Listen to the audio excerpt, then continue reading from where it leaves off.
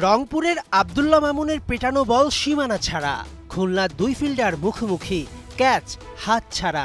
তবে ঠিকই এনসিএল টি-20তে 350 রানের বেশি হওয়া ম্যাচটা খুলনা জিতে বাঁধন হারা। রংপুর পেল না কোনো কুল কিনারা। সিলেট একাডেমি গ্রাউন্ড মাঠে টস জিতে খুলনাকে ব্যাটিংয়ে পাঠায় রংপুর। 22 গজে ব্যাটিং করতে নেমেই ঝড় তোলে রূপসাপাড়ের দলটি। এক ম্যাচ আগে সেঞ্চুরিয়ান এনামুল বিজয় 9 রানে কাটা পড়লেও যুব এশিয়া কাপের জয়ী অধিনায়ক আজিজুল হাকিম তামিম খেলেন 41 বলে 66 রানের ঝকঝকে এক ইনিংস।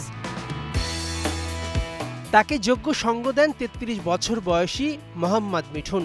144 স্ট্রাইক রেটে 49 বলে খেলেন 71 রানের ইনিংস। হেলমেট খুলে বেদম পেটান রংপুরের বোলারদের। আজিজুল হাকিমের বিদায়ের পর রানের গতি সচল রাখেন ইমরুল কায়েস। 37 বছর বয়সেও ব্যাটে সে কি তেজ। 210 স্ট্রাইক রেটে 19 বলে অপরাজিত 40 রানে রীতিমতো লাকাতুরায় টর্নেডো বইয়ে দেন। মিঠুন ইমরুল কায়েসের 90 রানে জুটি ভাঙে 20তম ওভারে। 4 উইকেটে 195-তে গিয়ে থামে খুলনার ইনিংস। 5 রানের জন্য 200 ছোঁয় না। রংপুরের সামনে টার্গেট দাঁড়ায় 196 রান।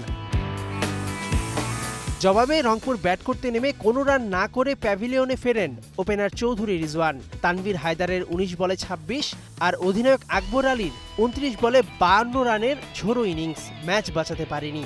আস্কিং রেটের সঙ্গে পাল্লা দিয়ে বেড়েছে ব্যাটারদের আসা যাওয়া।